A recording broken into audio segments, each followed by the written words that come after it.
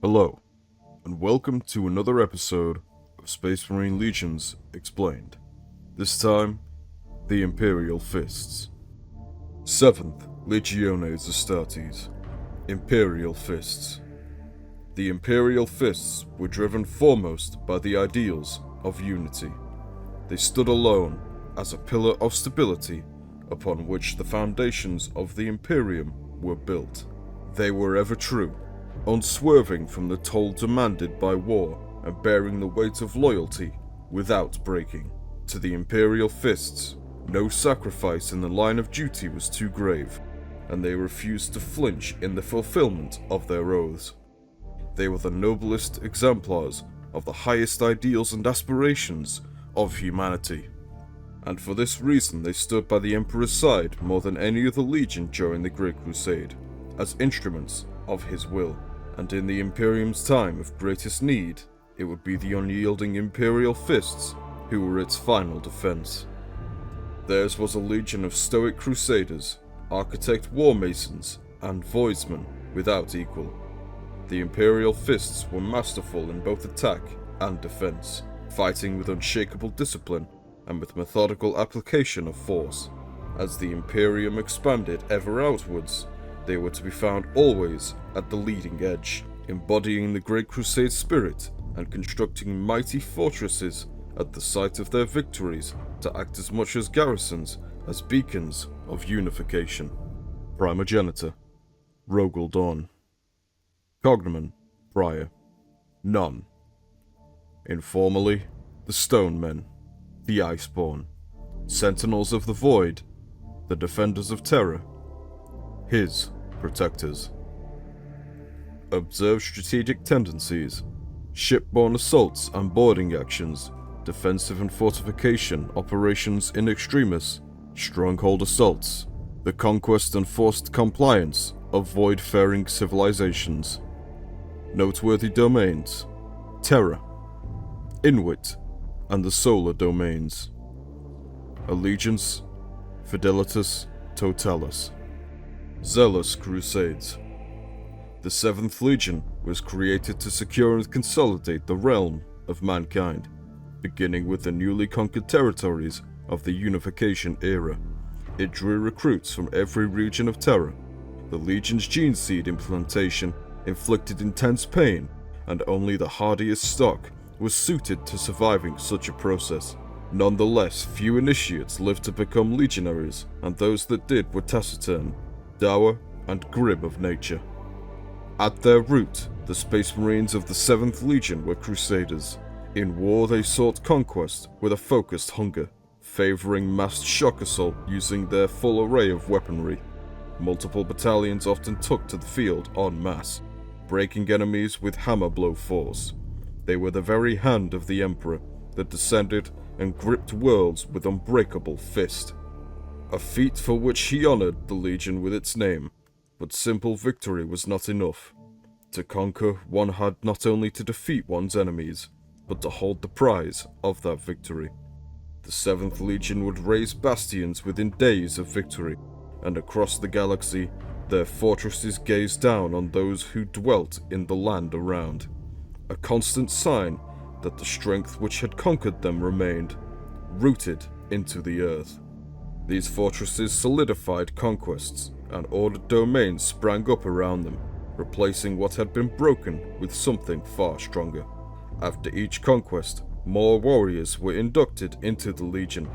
However, the 7th did not linger, but drove ever on, without pause or respite. Nor did it administer or draw up and enforce laws.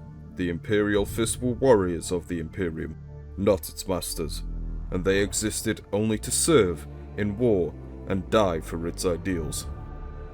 The foundations of Imperium. The discovery of its Primarch and the planet which had raised him only strengthened the character of the Imperial Fists, and their integration was swift and complete. The Legion's organization aligned with the strictures of the Principe Bellicosa, set down by the Emperor, for Dawn was practical, seeing no need to change an effective structure. Its numbers remained largely stable throughout the Great Crusade, in the region of 100,000 warriors, subdivided into many companies ranging in size from a handful of squads to several hundred space marines, the numbers of which waxed and waned due to battlefield attrition and recruitment. These companies were grouped into flexible battalions based on the need of particular deployments, rather than as standing formations, and larger battalions were called a crusade or household.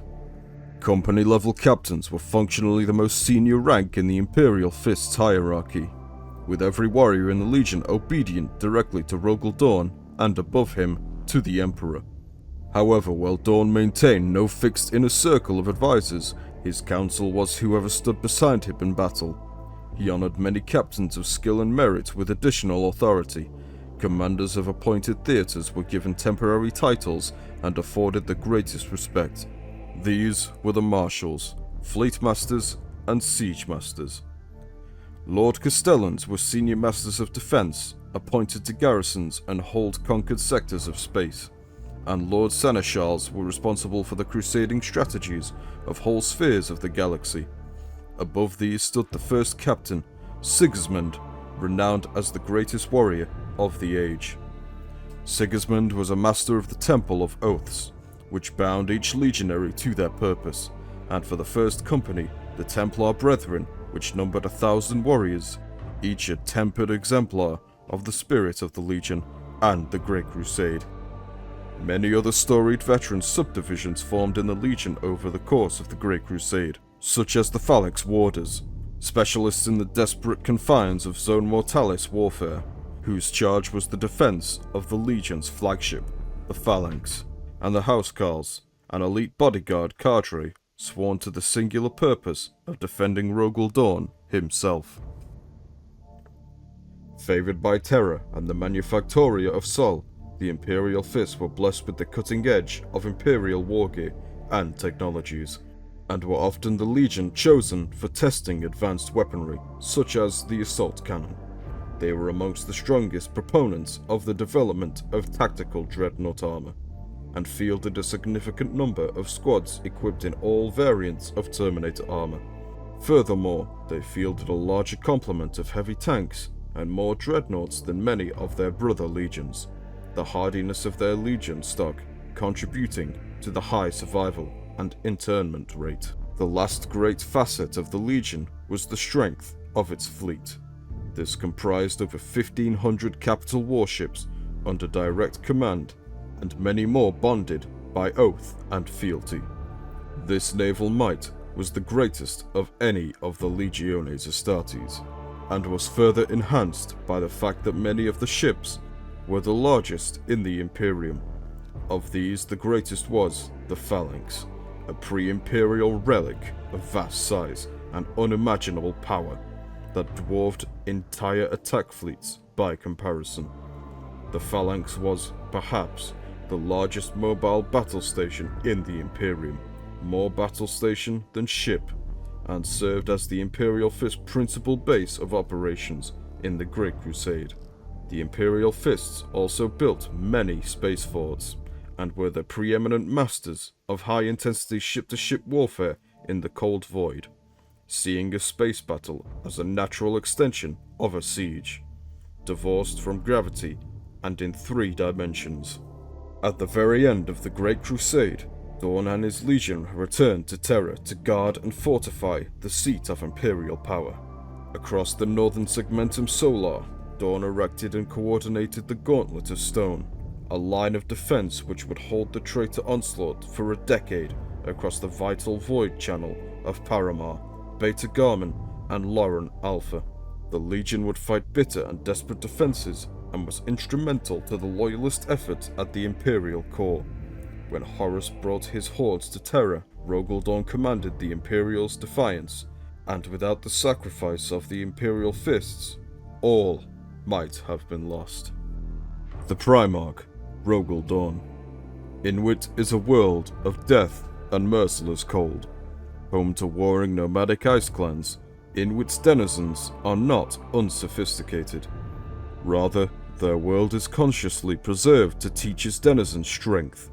Long ago, the people of Inwit carved their own realm from the stars, conquering dozens of worlds. Yet their rulers chose to keep to the old ways, living harsh lives like their vassals.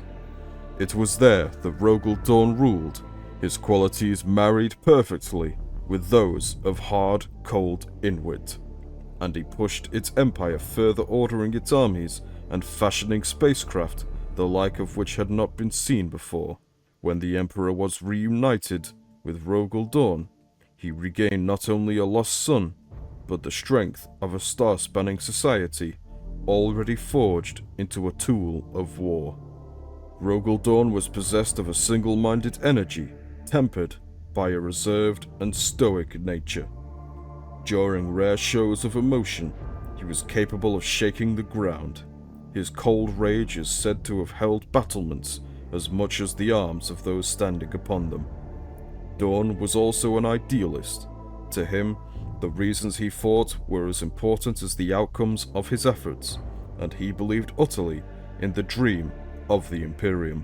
When he fought, he did so with neither bombast nor humility, but with a frightening and confident competence, always balanced and methodical, his every blow a precise calculation of force. Rogel Dawn's was perhaps the greatest strategic mind in the galaxy. However, he was blunt and uncompromising in both his ideals and their expression. His manner often vexing as much as admirable. For all his unsubtle statesmanship and his unbending nature, he was named the Praetorian of Terror, and Horus the Warmaster, a balance upon which the course of history would turn. This has been the Imperial Fists of the Great Crusade. Thank you for watching.